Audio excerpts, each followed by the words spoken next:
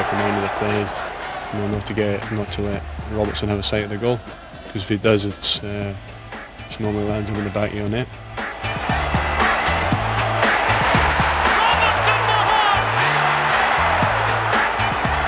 He's probably the best finisher I've ever played with, and I was fortunate to play with Kenny Dalglish, Joe Jordan, Derek Johnson, people of that quality. Chances on for Robertson, he must score!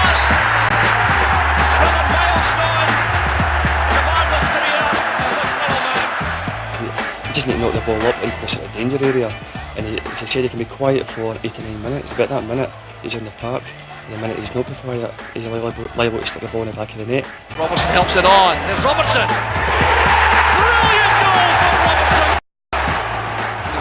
He's lazy, he's a lazy player, but I think that goes for him because of 20 minutes when you're running about and you're struggling a wee bit because you've put it in early doors. Robbo's a wee bit quicker than you because he's trying to walk the route for the whole game. John Robertson to break the loading record. Robertson, shot, goal! And Tynecastle goes wild. John Robertson has broken the all-time league goal scoring record of Jimmy Wardhall Hart. 207 goals. His 13th league goal.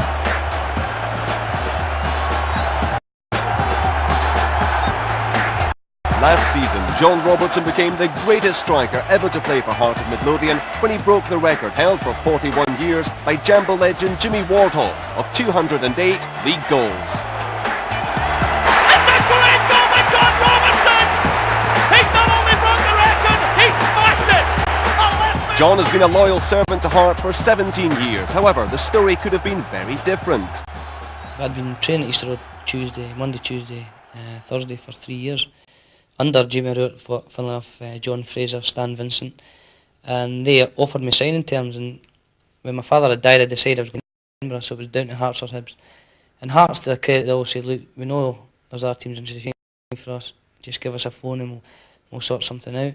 But I went down to Easter Road, and Tom Hart, the chairman, was there, Reddy Turnbull, and Jamie O'Rourke, and he found out my brother Chris was playing for Rangers at the time, and then kind of panicked a bit and says, "No, well, you either sign now or you don't sign for Hibs again."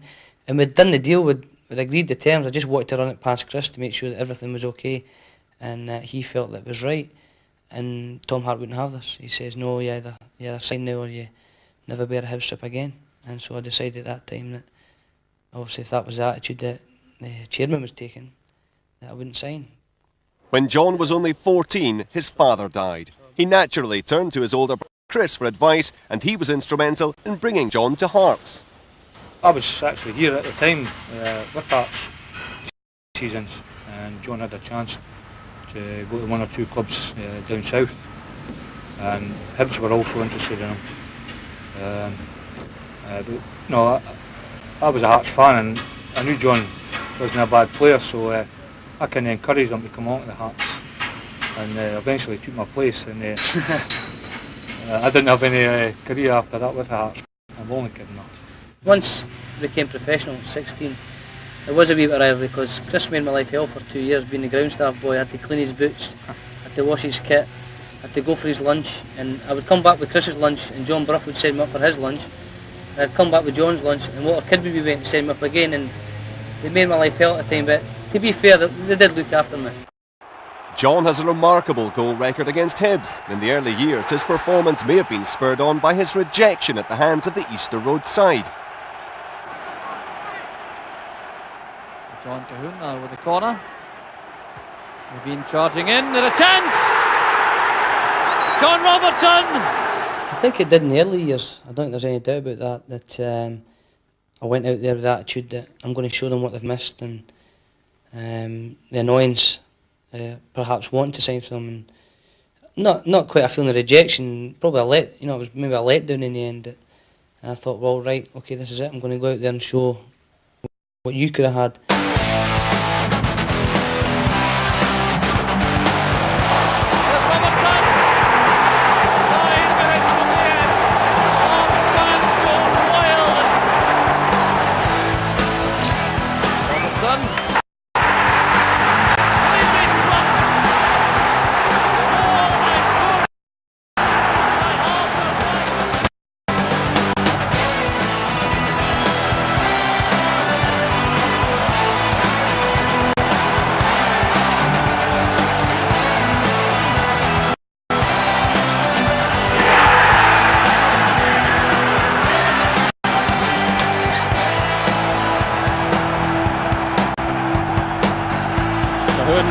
The ball through to Foster, he's got Robertson in the middle. Good Robertson! What a goal by Hart! Oh, that was magnificent play. It was a bit too when I went my first game, but being realistic, I think I can remember when I was maybe about 10, 11, and he was banging the goals in every week, and obviously he was a hero of mine and a few of the boys who used to go to the game with, but what I can always remember him with is when he's scoring against Hibs, and he always seemed to score against them, and I think he gave myself, my family and friends a lot of good pleasure every time he scored against them. Myself and Alec MacDonald were basically at Hearts when he first started to come into the first team, and we played a certain way.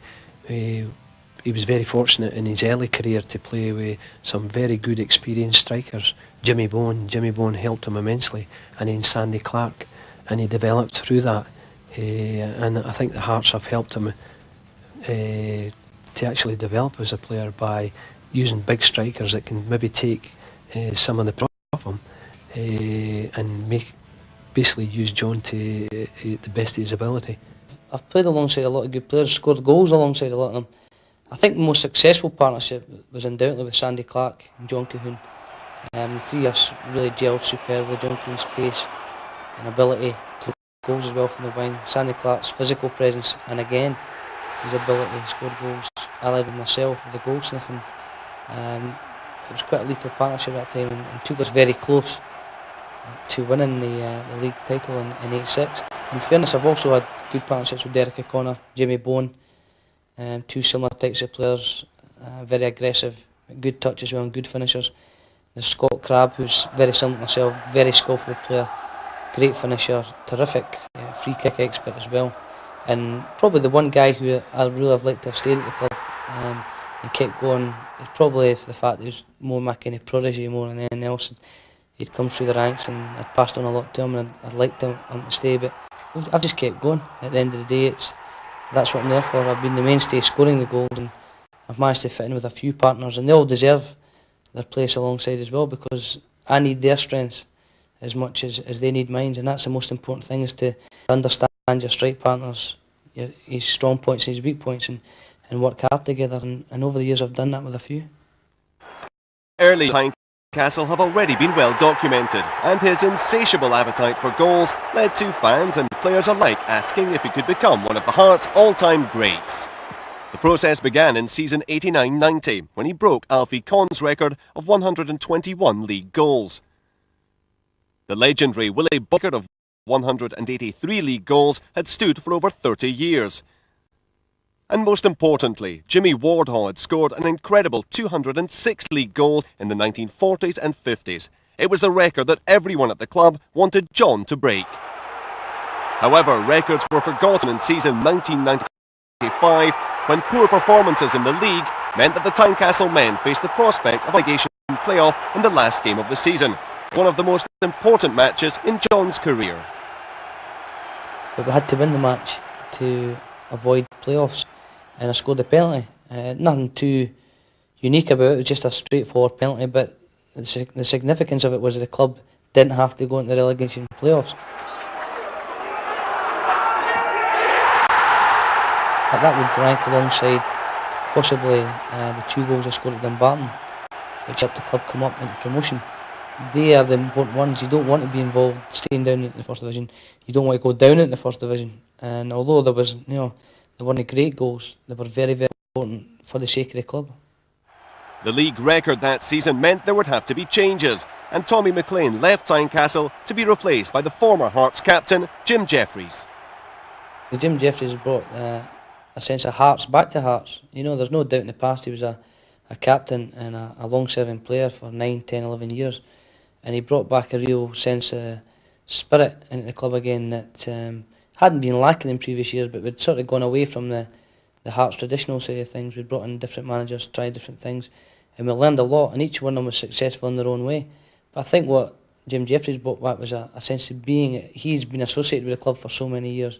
The fans could associate with him. A lot of the fans had seen him play as a player, and he wanted to instill that kind of pride, a real sense of pride in the club and in the players. There's been much speculation regarding the relationship between John and his manager, But as a professional, Jim Jeffries recognises the importance of John to his squad. Rick himself, he's been here a long time, and you know, he's gained great experience. He's played under a few managers, and as I say, you can't take his record away from fantastic goal scoring, and you know, he works away and he gives a wee bits of advice here, there, and that's invaluable to any club. For me, you know, he's going to finish chances, and he knows that I like to more attacking style.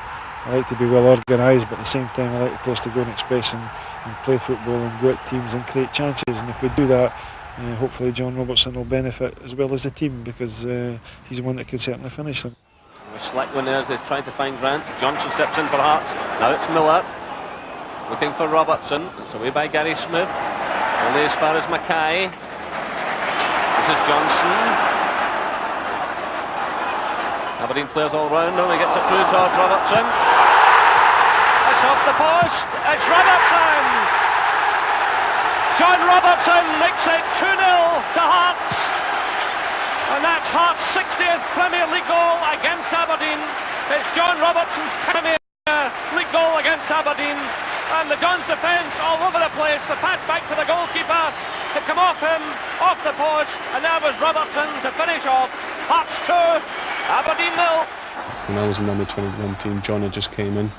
And we had a really good batch of strikers at the time with Nicholas, Eric Black, Morris Johnson. And they were all round about, you know, at the time, and we were having finishing practice, and I can always remember it was with Jock Stein, and I can always remember Jock Stein telling me that John Robertson was the best finisher out of the lot of them, you know, and I can always, that's something that's always stuck with me, and I don't know if it's just been his, you know, his closeness to the ground, but he's got terrific timing, and you always known with John Robertson, if they challenge him, he's a tremendous strike with the ball, and it's very rarely does he miss a target.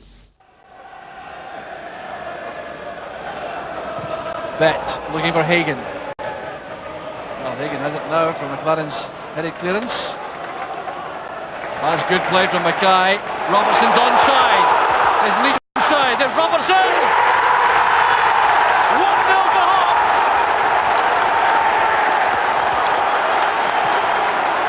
Nine minutes of the first half. Jubilation again for the Hearts supporters. And John Robertson's 13th goal of the season. Appeals there for offside. He was online perhaps with McLaren, but this is top-class finishing. Well, Hagan took a poor-headed clearance of McLaren. This is an excellent bit of play from Gary Mackay. Superbly shuffling inside. Robertson timed that superbly. He was definitely onside. And the finish, Maxwell helpless. I think on a percentage of chances that John gets, there must be a high percentage that he does score with. I was in the Hearts side, so I can say this. There wasn't a lot of chances created, but if there was maybe 2 or 3 created, basically always Robin maybe got 1, 2. He was, as I say, he's an excellent finisher. He's a good reader, definitely a good reader of the game, and he is, for his size, he's quite sharp. And that's where obviously John has made his mark in the penalty box. He doesn't need a lot of room to pull the trigger, and as I say, he does it quite well, and he's a good striker of the ball. So anything from 18 yards in normally hits the back of the net. I don't think he scored many goals against me. Touchwood. No, he was always tricky. I don't think John was ever one of the strikers that would ever run away from you. But when you're in the penalty box, there's not that much space, as you know. And in the 6-yard box, there's even less space. I think to be a good striker nowadays, you've got to sort of play over the shoulder of good defenders and sort of just wait for chances to happen. But I mean, you've got to sort of in between that sort of offside and not offside position, where you're going to get there first for any sort of knockdowns from the goalkeeper or mistakes from the defenders. And John's done that for a number of years now, and it's a good lesson for any young strikers coming through to watch the way John plays. The pass goes astray, and that's McStay for Celtic, being pursued by Bet, who recovers well.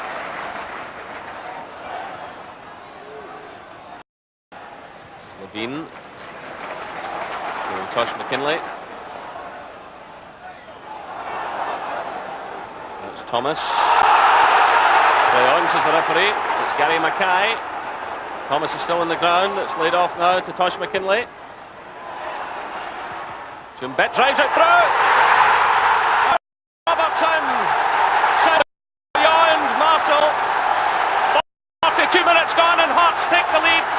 Jim Bett having the Aberdeen, and John Robertson was there to get the ball behind Gordon Marshall. Well, John Robertson has a tremendous scoring record against Celtic. It was Jim Bett driving it through and Robertson with the touch, wrong-footing the goalkeeper.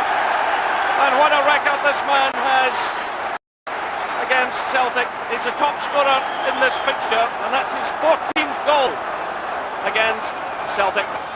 A crucial part of any club is the team spirit. John is fortunate in that at Tynecastle, the atmosphere has always been close between the squad, regardless of the individual's playing experience. We've always prided ourselves on having a real family atmosphere. Alan McDonald really instilled that. He wanted the players together, he wanted the players socialising together, he wanted the families in and around them. Jim Jeffries is the same. He wants everybody involved, he wants to keep things going, and he wants older players mixing with the young players and passing on bits. There's always pranks going on, there's always wind-ups going on, somebody's always taking stick in the dressing room, the jokers are always there. I mean, we've got Pinky and Perky at the moment, Jim Hamilton and Neil McCann, and it's an absolute nightmare. You don't know what they're up to 1 minute for the next. They're up to all the tricks in the world, and they think they're the only two that know them. They forget that some of the players there have actually forgotten more of the tricks than they'll ever know. These are the two jokers of the pack, Mr Hamilton, Mr McCann. Quiet as a mouse. Quiet as a mouse. Very quiet. Probably mind you, after the performances of late, very, very quiet, the boys. But Neil McCann is going to be the next £1 million player from Hearts. Jim Hamilton, he's either a £2 million. He's going to be drinking and driving. Jim Hamilton, to coin a phrase from Tony Fitzpatrick, is either a £2 million player or a £2 player. Right, and I still get excited. The games come to games, you still get butterflies in the tummy. There's no doubt about that. I've been doing it for 17 years, I don't know anything else, and sometimes you dread it. Obviously there's going to be a day when I have to leave Tynecastle, but as soon as you get into the dressing room amongst the lads, and the banter starts, etc., that just disappears. You get a job. It's the greatest job in the world as far as I'm concerned. Here we go, into the new Tynecastle. You're just going to walk right into a car. Right, we're going to get a wee treat here. One of the young lads happens to be a very good dancer. Can we clear the floor, please?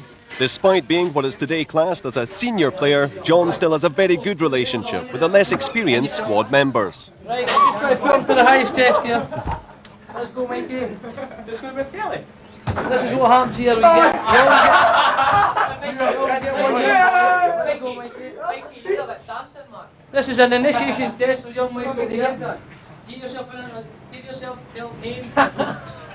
I'm Michael Cameron. I'm just going to give you a little song. It's 911 Body Shaking. Let's go, boys. 1, 2. You've got my body shaking, sends a shiver to my soul. I didn't get no warning. Got me shaking to the bone. I've got my secret weapon. I'm gonna get you all alone. Yeah, yeah. So let your body lose control. Bolt of lightning could it hit me harder. Yeah, yeah. So let your body lose control. Okay, what's it, boys? This is our ground staff, lads. They're actually supposed to be working, but as usual, as in every club in the world, lazy. And the boot's done? Aye. Good, that's where we're going next, Chrissy boy. What? See you later. Well done, Mikey boy. Thank you. Gary Locke, club captain. Here we go. Give me a name, okay? How you doing, plumber?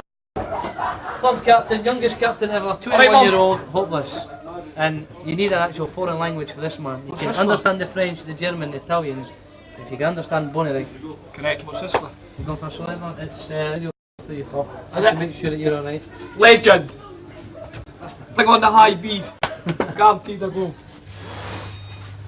As you can see, the young boys have not all the different pegs here. These are my little ones here. We joke that these should be around the car mirrors because they're so small. But as you can see, they come in various sizes and makes and stuff.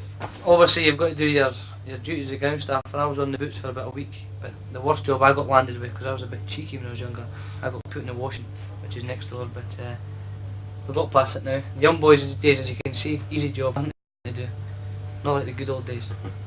It's been different class with myself, and I think any other young lads at the club would tell you that if you do need advice, Robbo was always there. Him and Gary Mackay especially, because they were like ourselves, they were local lads who came up through the youth ranks, and obviously they had players to look up to when they were younger. And any time that we've had any problems or we feel that we needed advice for them, they were the two that you would go and see, and they were always first to sit you down and have a good chat with you for half an hour. So, and the two of them have been great, with likes of Marcel and Big Paul and Alan, and now it's Gary Naismith and players like that.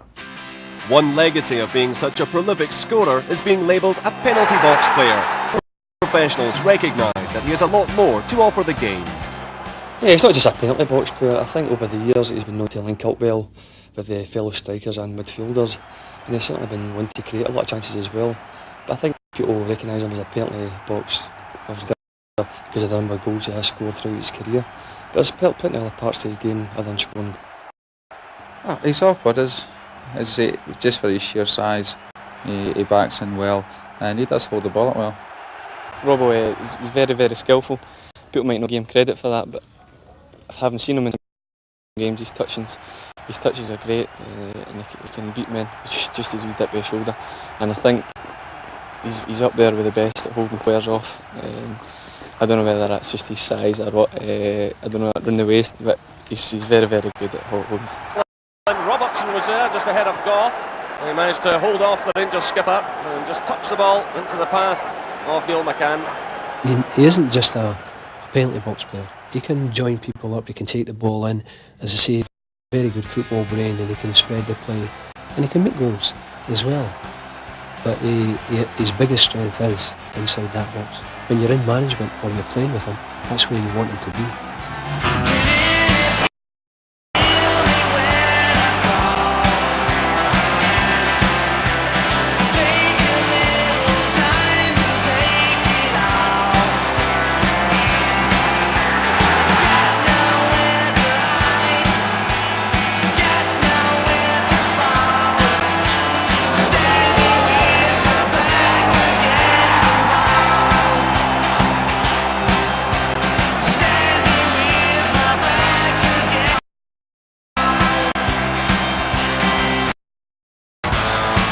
In 1995, John's value in important games was proven yet again when Hearts, led out by his two sons, met Hibs at Easter Road.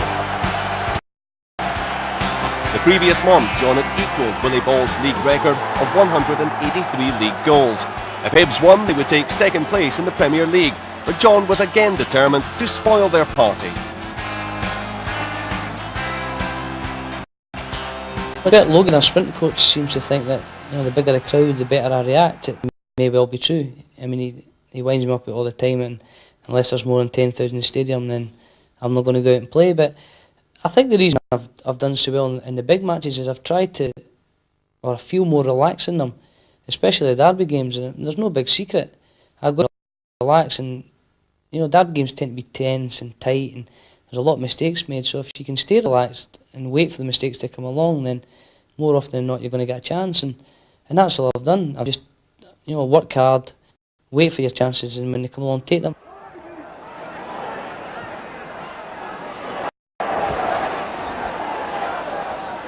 Robertson trying to get the better of Hunter. He's been clearly held back there. The referee's allowing advantage. Hearts are getting players forward. This is Lawrence. Twisting and turning, trying to find the opening, and clipping that one over the top.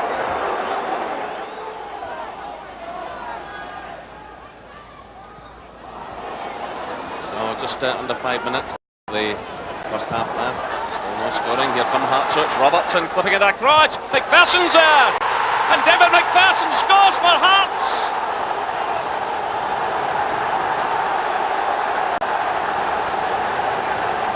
Well, David McPherson looking at the far post and picking his spot beyond Jim Leighton.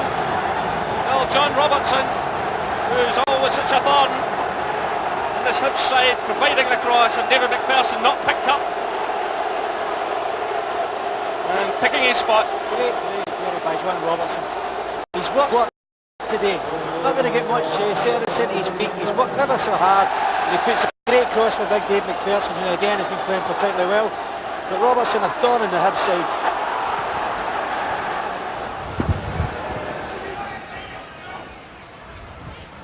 It's Keith Wright. He does well under pressure. McGinley sends that one through. It's Gareth Evans, and then comes the substitute. And Graham Donald scores the equaliser for Hibernian. In the 60th minute, Hearts received a further blow. They were reduced to 10 men when Gary Mackay was sent off, and worse was to come. Put into the near post. It's away by Love. Hamilton's there to return it. It's Love again for Hibs. And it way down the Easter Road slope.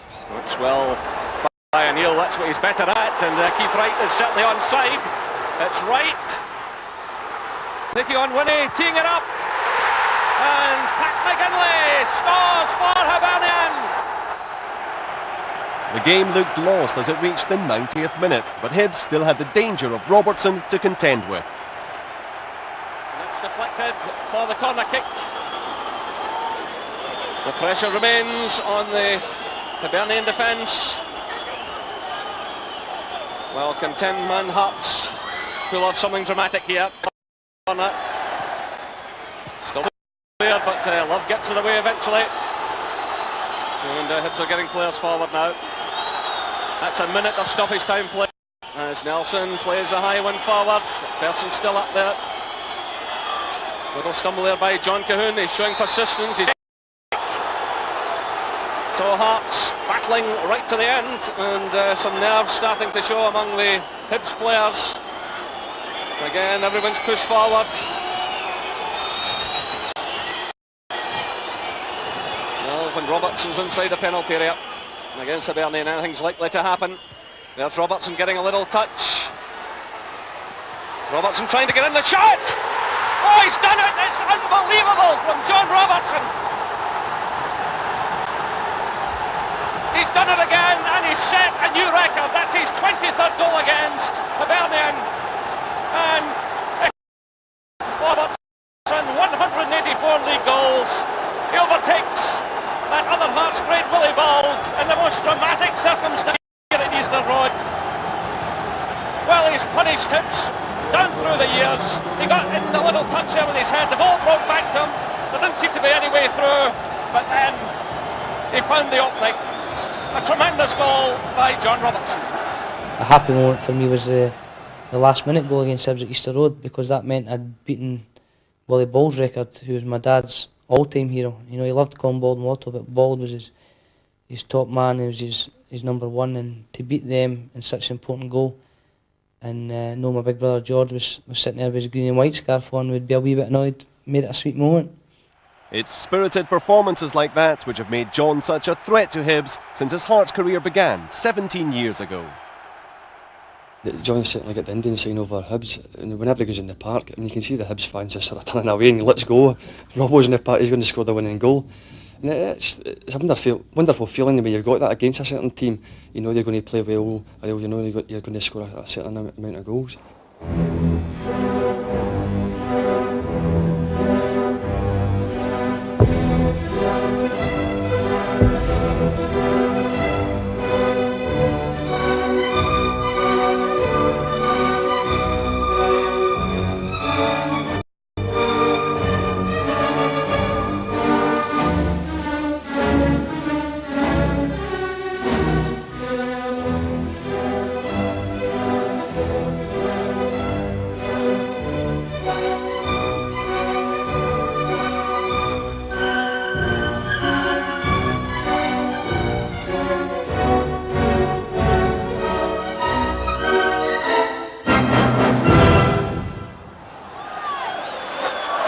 Steve Full with this free kick. John Miller's a big threat. Very good near. Stephen Tweed did well. Poor clearance attempt by O'Neill. Lock. Penalty kick's given. Fouled by Millen. Kenny Clark had no doubt, and John Robertson now has the chance to to continue his 100% record from the spot this season. He scored twice in 2 attempts, total of 6 for this, and this would be his 24th derby goal, and that is a record. He already holds the record with 23. So Robertson against Leighton, international teammates.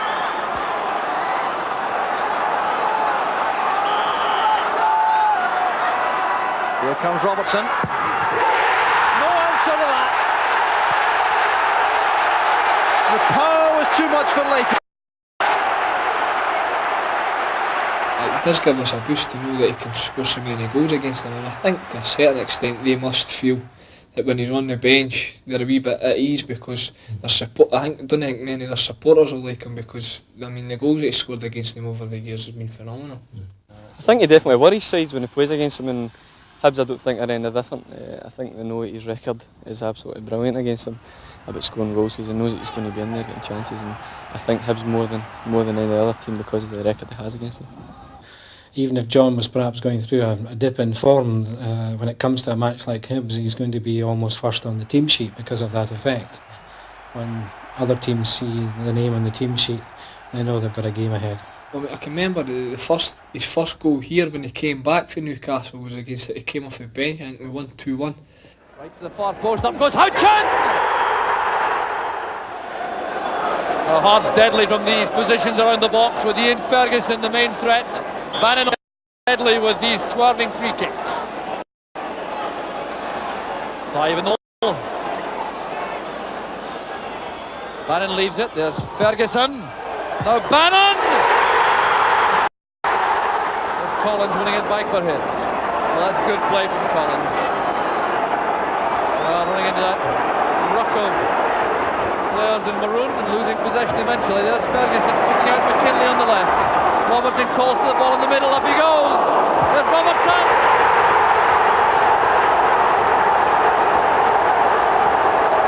9 minutes from the end. The Hearts fans go wild as John Robertson scores his first goal at Tynecastle since Newcastle. He scored that day, but I can really mind about that day where he had the worst haircut I've ever seen. And I think it was a crew cut. He scored against Hibs. It's brilliant, eh? Robertson. Cleanly struck.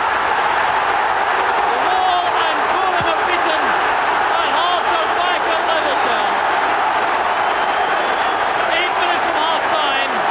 That's a disaster for the Hibs defence. It was beautifully struck by Robertson. And the 20th goal of the season.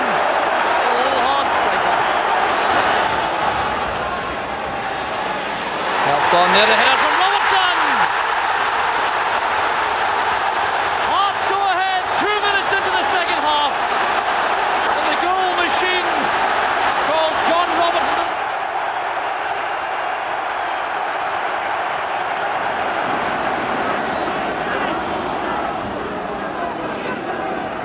Ian Foster on the edge of the penalty area as Levine plays it through.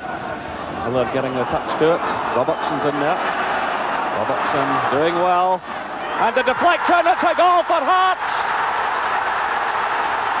Oh, what a disaster for Hibs. John Robertson playing the ball into the middle. Oh, what a record this little man has of causing trouble for Hibs. Andy Gorham White, disconsolate. On the clock. And John Robertson cutting into the penalty area, flipping forward and deflected into the net. The lifeblood of every club is the fans, and at Tynecastle the supporters are its heart.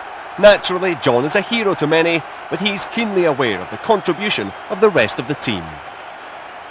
I think goal scorers are lucky in that respect, that if you can manage to get a reasonable haul of goals every season, you obviously it's easier to become a fan's favourite, no doubt about that. There's times when you see the midfield boys who put in a power of work, defenders who put in a power of work, don't get anywhere near the amount of praise that they should get.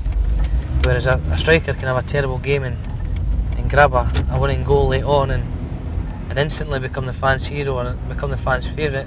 It is a lot easier that way, but You know, I hope it's not just my goals, but my general all-round play and enthusiasm that's helped win over the Hearts fans. And if they've enjoyed my career half as much as I have, then it's certainly all been worthwhile as far as I'm concerned. John Robertson for me is the best player I've seen with Hearts. I mean, the goals he scored, his track record against Hibs in the derby, I always had my wager on John Robertson to score the first goal against Hibs, whether it be at Tynecastle or Easter Road. My wager was always on Robertson for the first goal because he was the man to do it.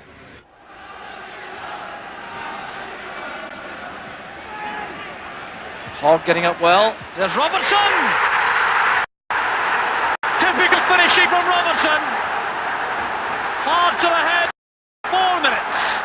Oh, he's got to be up there in the greats, in any of the Hearts great teams, like, you know, like, they say that the 50s was a bit for my time. I never seen Cornwall and Wardrobe, but certainly since then he's by far the best centre forward we've ever had since the 50s, like, no doubt about it. When the players do realise that Robertson's playing as a headache for the manager of the opposition team to say, right, how are we going to cope with Robertson, because he's always there to get out and score the goal. Yeah, I would fear John Robertson in any team sheet. But it's almost as worth a goalie a start for Hearts against the Hibs. They do tend to panic when Robertson's playing for some reason. And man marking, they tend to put 2 men on Robertson, which frees it for all the other players, you know. So we're in a no-win situation when he's mentioned, I'm afraid to say.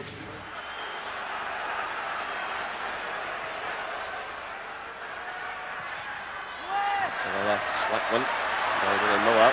Let's have it again now. It's Dow. Jackson. Again, Bickford's deep in his own half, gets it away.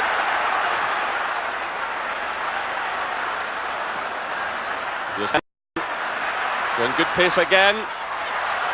The chance is on for Robertson, he must score!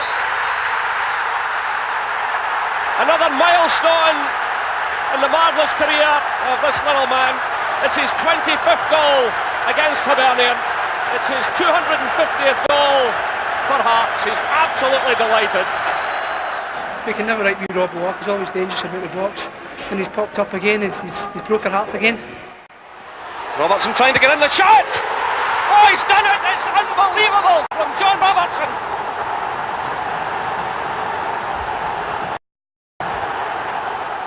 And the Robertson dynasty may continue through his 3 sons, Mark, Liam and Scott. As for the opposition, his nephew Robbie can play a bit too. Robbie and Mark are not surprising, but when it comes to choosing their favourite players, Liam has his own ideas. My Uncle John, my dad, and I like the new signing, Adam. Low drop and Gascoigne. John's careful not to push the boys into a foot career. Instead, he suggests targets they can aim for.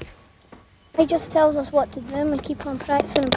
Like when I was, he told me to try and get 10 keepy-uppies, but I couldn't, and now I've got 46 as my record. And last night he told us 3, me and my cousin Robbie here, told us to try and get 20 with left foot and right foot, and today I done it twice, and Robbie done it once last night and once today. And my wee brother had to do 10 left foot, right foot, and he's still not done it yet. I've got 9 though. I've got 8. I've got 9 and 10. Youngest son Scott looks as though he may need an aim to advise him on his future career. You want to play goalie? Defender? Striker? Midfielder? Striker? What's the Robbie? What do you want to play? Do you want to be a parachute jumper? No matter how hectic his football life becomes, John gives free time to his wife Tracy and his family. When you get him off the golf course, that is, he likes his golf and his football, but the family as well. He's not one for going out, pubs, clubs and that. Not very often. He has his moments. Big Davies, he's the one that he disappears with, but I would say generally, yeah, the family orientated. But my dad was totally into the football, and the majority of the family are football, so something I was brought up in. I like the football. I think it'd be difficult if you were a footballer's wife that hated football. Then you've got a problem. But the boys, you know, I encourage. They're the oldest one, Mac. He's more all round football, golf. He likes both. We don't want to push any of them into football. I'd rather they just took their own time, see what they'd done themselves. However, football is never far away. Together, John and Tracy built a trophy room to John's long and distinguished football career. Well, here we are in the garage, so to speak, which my wife and I have transferred into a so-called trophy room, as most Hearts fans will give me stick, or other fans will give me stick, 'cause I've not actually won anything. But you can see I've managed to get most of my international strips. The very first one I played for Scotland here was the centenary match, which is quite a big one, and I've swapped a few in the way. I was ordered by Gary Locke here to swap this one with him along. A couple of favourites, obviously being a boyhood hero of mine, Ken Dalglish. Bought this at an auction for Alan Stenn's testimonial, so to have obviously the King is very important to me. It's a great one to have. These probably mean more to me than anything. It's my first ever pair of, which I think I wore at the age of about 4 to 6. They probably fit me now because I'm only a size 5, 5.5, but my mum kept a hold of these and passed them on to my brothers to pass on to me. So obviously a great sentimental value here, and it's something that, of all the things I would give away to people, are the only things I would keep myself. And what we have here is something I've kept throughout all the years, of different programmes and letters I actually received from clubs I was on trial with as a youngster, to the Arsenal, making arrangements to come down, the different letters. Blackpool, spent a week down there, Celtic, Leeds United, and Leicester, etc., all the way through. We'd send things, Man City as well. And these were all the arrangements, different bits, Nottingham Forest, stuff, Brian Clough obviously, keeping an eye on the young players. And as a youngster, obviously, you're delighted to receive these because it means you're getting there, obviously, again, West Brom, Mr. Robert Jenks, Bobby Jenks, who's now the community officer at Tynecastle of all places. This here is a very important thing as far as I'm concerned. In football, you've got to have certain mottos, and to me, this is one of the biggest I've always based my game on. And it was sent to me by Ken Barnes, and it basically says, what's there, best of luck, and may the ball roll kindly for you, which is what I've always based my football on. If you get a lucky bounce and the ball goes for you, you'll score a goal. If you get a bad bounce, you obviously miss it, or you could be injured or anything like that. So to me, this was all my football philosophy is based on, and it emphasises the luck that you actually do need to do well in professional football. Well, we have other mementos and trophies that I've actually won. The medals that I have won, to speak, I've lost 2 Scottish Cup final runners-up. That's a reserve cup winners medal, and a Coca-Cola Cup runners-up again. It's been nice to get to final. Obviously I preferred them to have been winners medals, but that's the way it's been for me so far. Hopefully we can change that. These here, a bit different. I was lucky enough to be honoured by the council at the City Chambers, Eric Milligan, the Lord Provost, a big Hearts man. The biggest honour he can bestow on anybody is to present him with the cufflinks of the city. I was really touched that he had a little reception for me and presented me with these. As I say, they're only given to Lord and Lady Provost to wear, so it's a very big honour. It may not mean a lot to other people, but obviously being an Edinburgh lad, it really does mean a lot to me, and I'll treasure these, obviously for all time. I presented them to John Robertson because John Robertson's feat and the number of goals that he has scored for Hearts is a remarkable number of goals that allows the Hearts supporters of today to celebrate John Robertson. I actually think the goals that John has scored entitles Hearts supporters and others to come to the view that he has actually been the greatest goal scorer ever in the Hearts history. John's got an uncanny ability to read the game. When the ball ricochets in the goal mouth, it always seems to ricochet in John Robertson's direction. And people often say, oh, an awful lot of goals, he's just rolled them into the net because he's been lucky to be at the right spot at the right time. But in truth, of course, it's because he's a very intelligent player, it's because he follows the game, and he's where the ball is likely to land, and that shows that he is a lot more than just a good striker of the ball. He's a good reader of the game. At the start of season 1996-97, the one record which John had been striving for, Jimmy Wardhawes, was now becoming a real possibility. However, the Hearts team were hungry for silverware, and that too seemed possible when they reached the quarter-final of the Coca-Cola Cup to take on Celtic.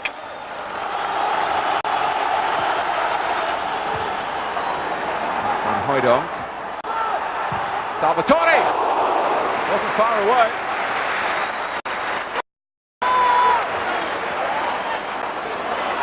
That's good play from McNamara. Van Hooijdonk, difficult angle, but he very nearly... So Andy Thorne takes the free kick. Yes, it is Andy Thorne of Wimbledon playing for Hearts tonight. Who've just joined us. Chance for Robertson, almost a second bite at it.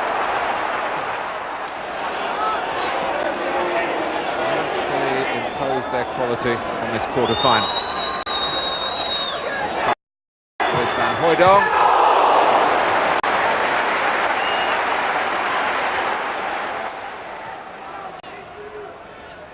Naismith.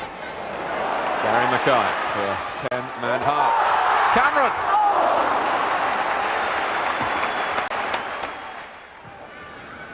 Manus takes.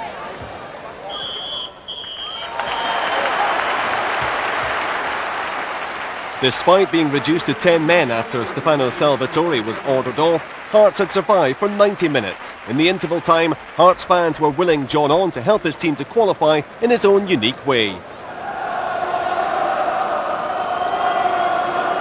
Well, Celtic, when the draw was made, this was a tricky tie for them, make no mistake about it. Away in Edinburgh, all the passion of Tynecastle. Robertson, he scored! Hearts goal here in heroic circumstances.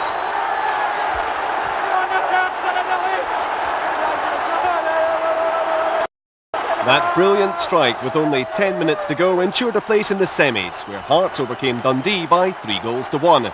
It meant that Hearts would meet league champions Rangers in the final.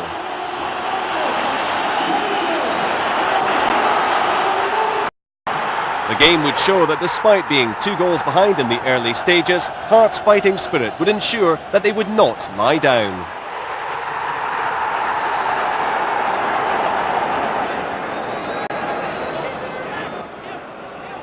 There's a good back heel on. Here's Mackay. Great ball in. Pye wandering square. Corner kick's given.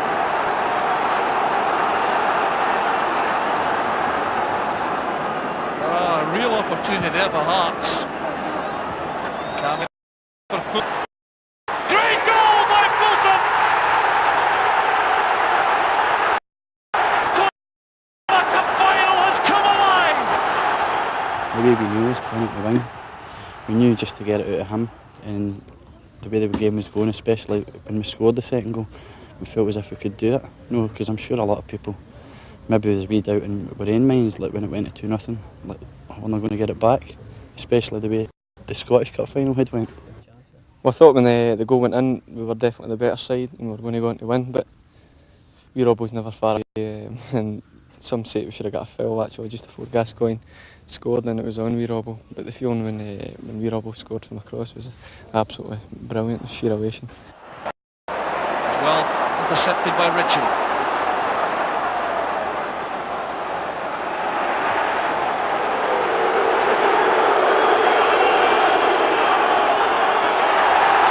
Great play again by McCann! Robertson for Hearts!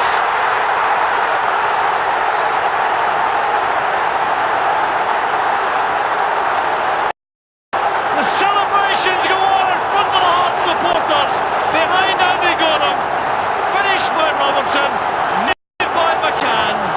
Despite that, Rangers scored 2 late goals through Paul Gascoigne. Again, Hearts had tasted disappointment.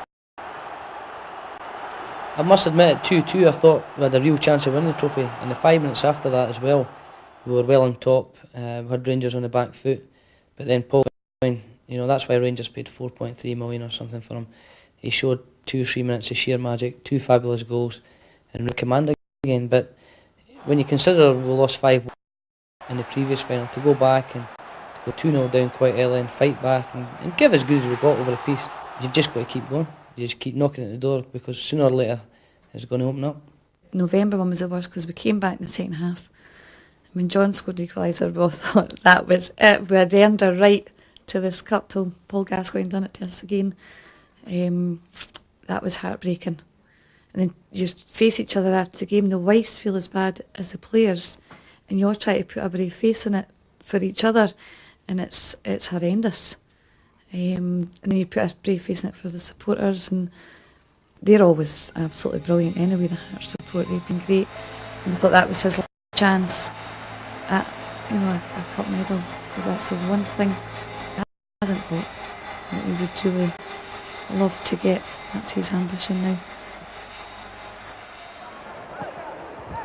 The Coca-Cola Cup final disappointments had made John even more determined to break the league scoring record, not only for himself, but for the legions of loyal Hearts supporters. I pride myself on the consistency. I've not done 14, 15, 16 goals a season over the last 6 or 7 years. I had a good run just around about Christmas, as I said, 9, 10 goals in 7 or 8 games, which obviously boosts the tally up. But I don't know, I just, put the ball in the net, I went away. Perhaps the fact that as a kid we won at the club, the contract was up again and I needed to try and find a new one. So they always say that I'll do well in the last year of my contract, and there might be a bit of truth in that. So having a bit of a go at the moment. That's a good ball! Yes! John Robertson!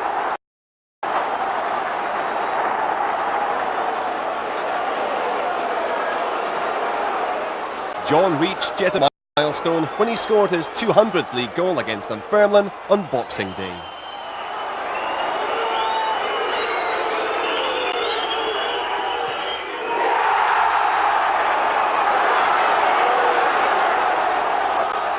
The New Year derby was a crucial one for Hearts. Hibs had a new manager in the form of Jim Duffy and were clearly optimistic about their new regime. We knew going into that game that Hibs would be fired up. They were fired up. The crowd got the change at management level that they'd been looking for, so they were going to get right behind them. The Hibs players would then feel the benefit of the crowd getting behind them. The fact that they were kicking downhill in the first half, we knew they would come at us, and I thought Hibs played very, very well for 20 minutes. To be fair, Jim Jeffries must take most of the credit here, because he got us down there. He got us down a wee bit earlier than normal, got the team settled down and said, look, Hibs fans, if Jim Duffy had just been appointed the manager, and he felt if Jockey Scott had still been in charge, that we could have won the game quite comfortably.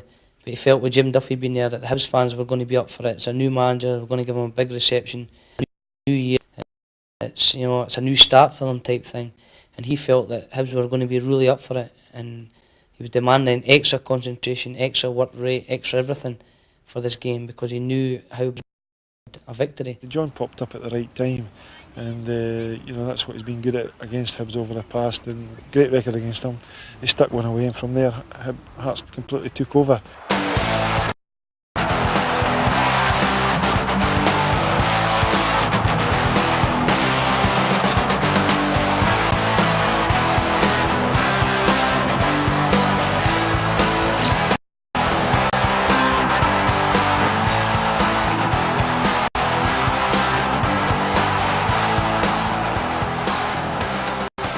Realising that John was able to score what was a typical Robertson goal just about 10-15 minutes before the interval to really put Hibs into serious problems, and as everyone knows, we went on to win that game 4-0. It was a most important goal and a great way to start the year, and as we know, Hibs just scraped through the end of that season, and I rather think that game probably helped them to get into the position that they eventually found themselves in.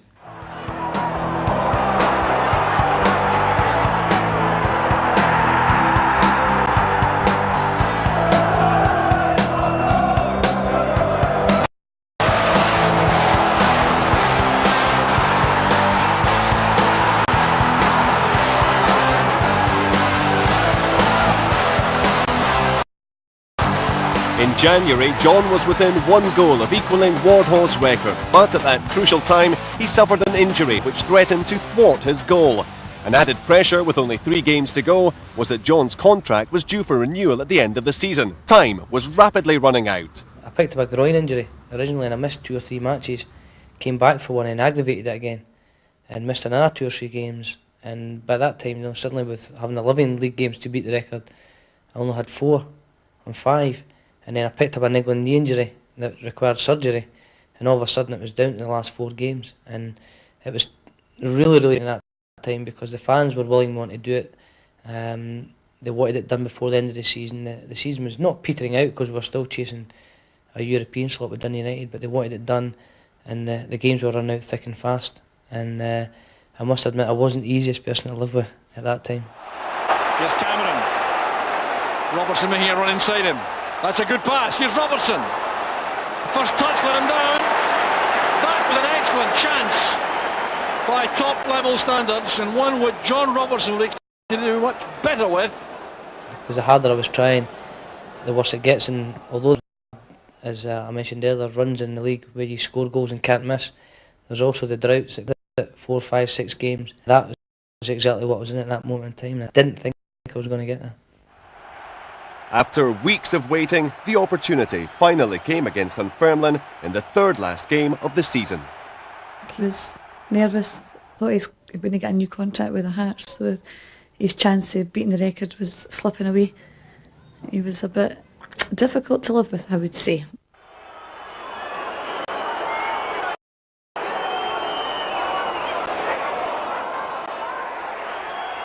Well, it was a great header back for Jim Hamilton, and Kevin Thomas actually got the first header that had a swing in my boot, and it just clipped off my boot. And to be fair, the ball hit me rather than me hitting the ball, to be perfectly truthful, but I knew I had the touch and I wasn't hanging about to dispute it. It was the first time I managed to pull off a surprise party that he thought it would be the following week, but he didn't expect it that night. He came round the corner with Neil Poynton and Big Davy and thought it was my neighbour that was having the party, with a 17-foot banner across the front of the house for him that John's friend had done, in the red carpet, and Simple the Best playing in the background, and Gary Mackay's dad doing a wee speech to him, and as many of the Old Hearts team as we could get that could manage were there. John equalled Jimmy Wardhall's record of 206 goals against Dunfermline, but drew a blank the next week against Dundee United. His final chance came against Rangers in the last match of the season, and in recognition of the record, a presentation was made to John before the game. It meant a lot. There was 3 presentations, and obviously the first one came from my family and Tracy's family. They decided to mark the equal the record that they were going to present me with a beautiful crystal ball that my father-in-law got made for me. I was very touched for that because, you know, sometimes you take your family for granted and you think, you know, they're just watching the games, but they were really chuffed, so to speak, with my achievement as well. And then obviously I got a beautiful vase from the club to mark it because they were willing one. I think it was dusty by the time I got it. They'd had it for a few weeks, but I was delighted, you know, that was there, and the fact that on the day that Rangers, you know, they saw it fitting to give a reward as well, which shows you that other people notice things that go on. I was really touched the fact that Rangers took time out to honour me as well, and as I say, it was a great start to the game, and that really sort of got me going with the hope that I could go out against Rangers and try and get the final goal to break the record. And obviously my chances were boosted when Walter told me that half his team were still recovering from the hangovers, so I thought this might be the day. Petrie's letting in John Robertson. This is a chance. That looks like a penalty. It is. I knew it was a moment that everybody was waiting on, and I put the ball on the spot, and I decided myself that I was just going to hammer it down the middle. But then I heard Paul Gascoigne and Ian Durant shouting to goalie just to stand still, so that kind of blew that route out. So I just decided head down and hit it into the corner.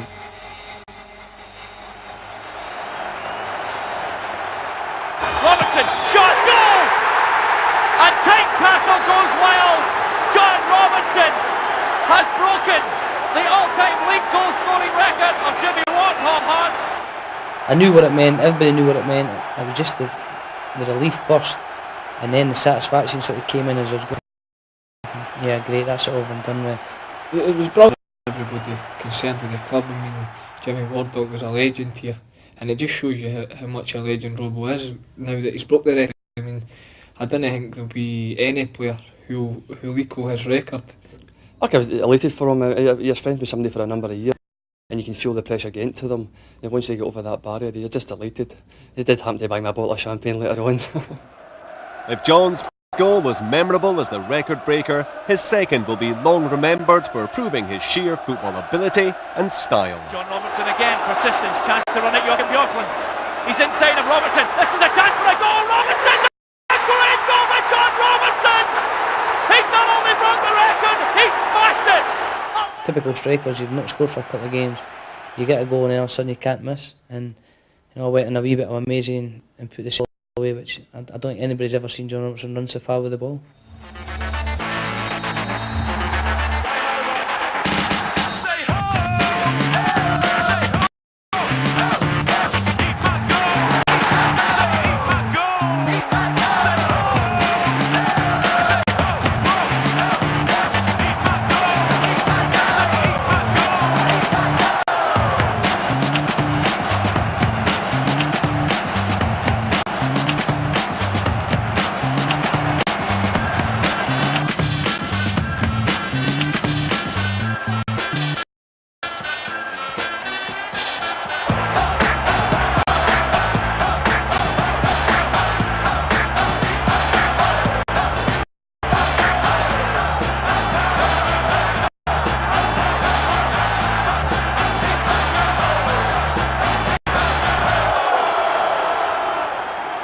Maybe not as bad a strike as I thought.